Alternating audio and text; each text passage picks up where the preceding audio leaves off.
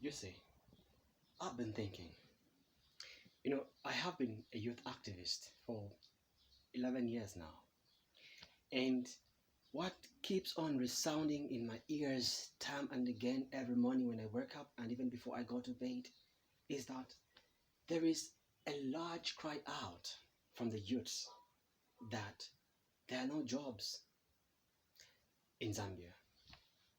But I've come to think of it to say, why is it that the job unemployment issues are only so rampant or so high in Africa, unlike in other countries out there? Is it that as the African youths, there is something that we are missing out? There is something that we haven't yet grasped about that can transform our lives. It all starts in the mind. The change of the mindset is what can unlock the potential and the ability in us, the youths, to contribute massively to the economy of our country, Zambia, and Africa at large.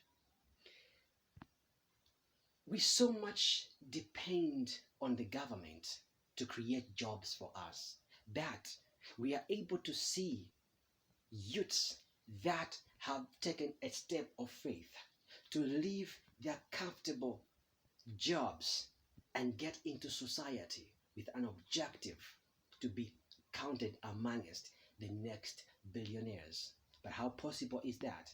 Very possible. We have seen the likes of Bill Gates, our very own Dangote, and just recently, Tyra Perry. Wow, he's made it. He's the first African American black to own major filming studios that the likes of Hollywood and all these top film houses combined, they can't even fit in. It's quite inspiring to see that an African American, our own brother, has made it to the top, and he is counted amongst the top achievers, and he has broken the history. He has broken the history.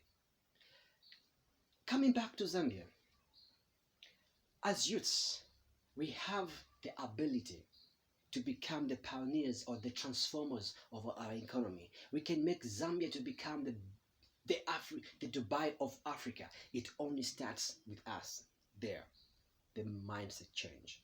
Now, I'm here to challenge my fellow youths, and I myself inclusive, in Zambia, that we can put our minds, our hearts, our spirits, and prayers together to ensure that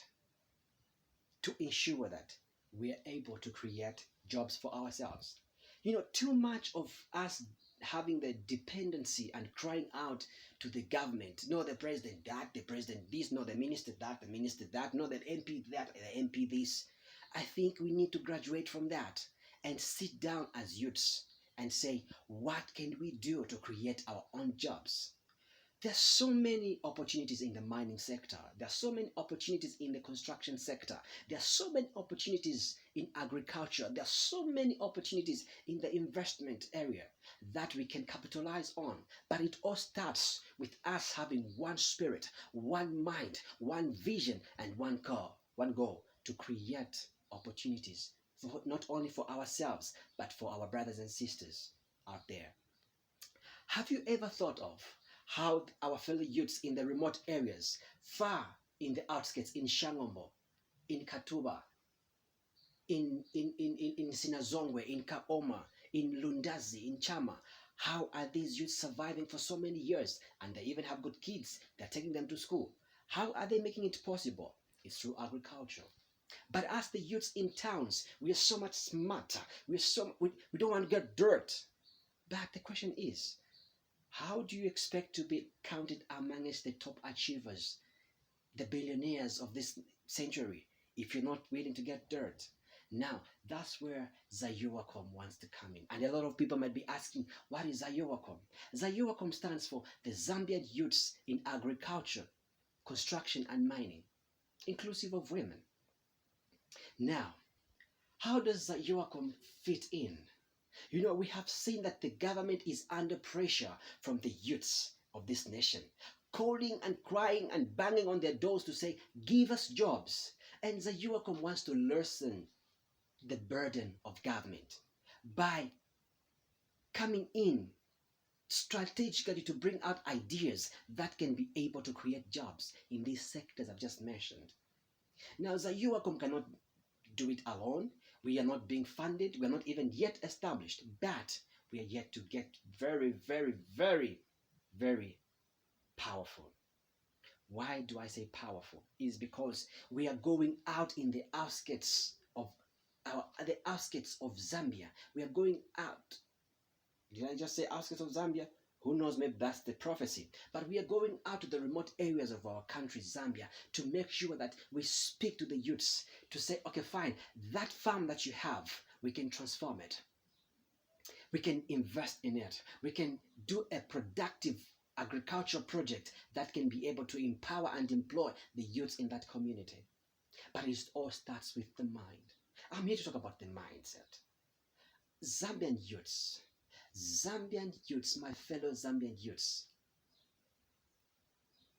let's stop the mentality of depending too much on government, but let's go to government with ideas that can be able to translate into jobs, business opportunities for our fellow youths and ourselves, and be the one to say, okay, for our economy to have boomed to this level, I was amongst those people, those youths that contributed. Now, I'm encouraging you out there, if you are listening to me, it's high time you came on board on ZAYOACOM, because ZAYOACOM is going to be the biggest, greatest, most transparent organization that is going to transform the lives of the youths. I'll be coming back to you very soon and to tell you more about what ZAYOACOM is all about and what is it that we want to get into. So between now and then, be good and let's have those ideas that you have. Bring them on the table. Get in touch with me and let's see what we can do for our mother Zambia. Love you all. This is Patrick Mpakateni, the youth activist and CEO of ZAYOACOM, Zambian Youth and Women in Agriculture, Construction and Mining. The next big thing. See you then.